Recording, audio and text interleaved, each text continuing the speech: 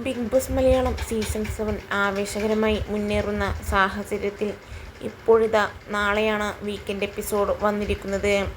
ആര് ബിഗ് ബോസിൽ നിന്ന് പുറത്താവുമെന്ന് അറിയാനുള്ള ആകാംക്ഷയിലാണ് പ്രേക്ഷകർ ഒന്നടങ്കം.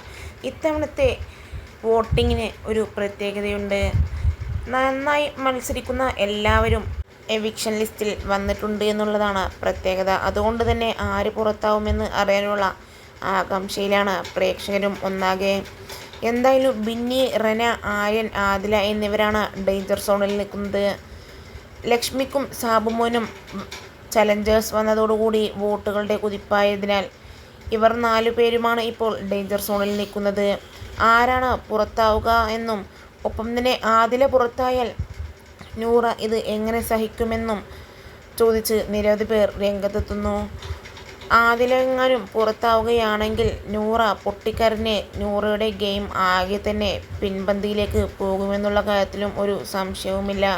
എന്തായാലും ഇരുവരും പുറത്താകാതെ ഫൈനൽ 5-ൽ എത്തണമെന്നും നിരവധി പേർ ആഗ്രഹിക്കുന്നു.